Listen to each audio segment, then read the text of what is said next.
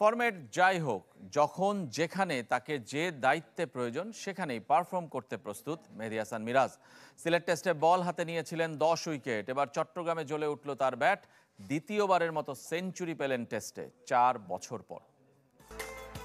সাকিবের উত্তরসূরির তকমা নিয়ে এসেছিলেন জাতীয় দলে। প্রায় 1 দশক হতে চলল তার টেস্ট ক্যারিয়ার। বল হাতে আস্থার প্রতিদান দিলেও ব্যাটটা ঠিক জ্বলে ওঠেনি নিয়মিত। চট্টগ্রাম টেস্টের আগে 52 ম্যাচে 200 উইকেটের পাশে মাত্র 1 সেঞ্চুরি বলছে সাকিব বেন স্টোকসদের সাথে পার্থক্যটা কোথায় মেহেদী মিরাজের। সিলেটে জিম্বাবুয়ের বিপক্ষে বল হাতে সফল হলেও ব্যাট হাতে ফ্লপ ছিলেন মিরাজ।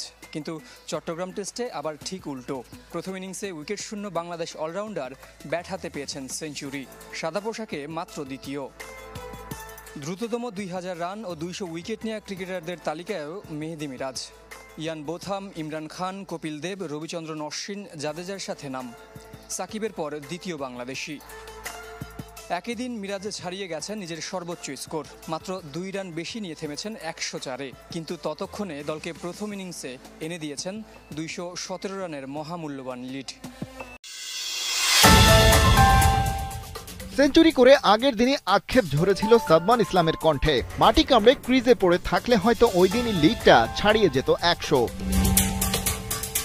কিন্তু যারা টাইগার ক্রিকেট টুকটাক ফলো করেন তাদের ভালোই জানা, ফার্স্ট ইনিংসে সেভাবে এখন রানই তুলতে পারছে না বাংলাদেশ। চট্টগ্রামের মাঠে তো আরও না। সবশেষ সাগরিকার এই মাঠে এমনটা হয়েছিল সেই 2021 সালের ফেব্রুয়ারিতে ওয়েস্ট ইন্ডিজের বিপক্ষে। তাই জিম্বাবুয়ের সাথে 7 উইকেট হারিয়ে ফেলার পর টোটাল লিড 100 পেরোবে কিনা সেটা নিয়েই জেগেছিল ঘোরতর সন্দেহ। তবে আগের দিনের পার্টনার তাইজুলকে হারিয়েও মিরাজ যেভাবে ব্যাট চালিয়ে গেছেন তাতে বড় সড়ো একটা ধন্যবাদ পেতেই পারেন। তানজিম সাকিবকে সাথে নিয়ে দলীয় রান পার করে ফেললেন 400। একালে টাইগারদের জন্য সেটা বেশ বিরল ঘটনাই।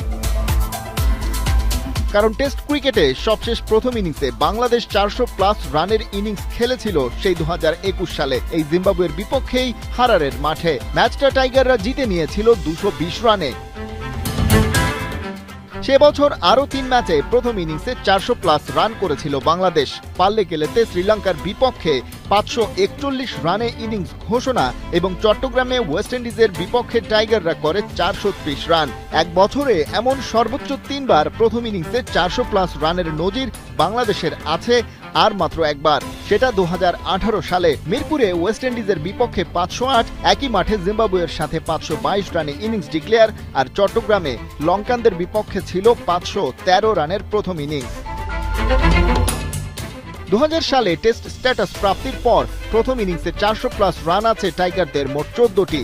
বাকিদের তুলনায় একটু কম হয়ে গেল কি? আরও হতাশার কথা, টেস্ট জিততে হলে তার ভিত্তি হয় প্রথম ইনিংস। আর বাংলাদেশ 4 বছরে প্রথমবার প্রথম ইনিংসে 400 রান পার করতে পারল।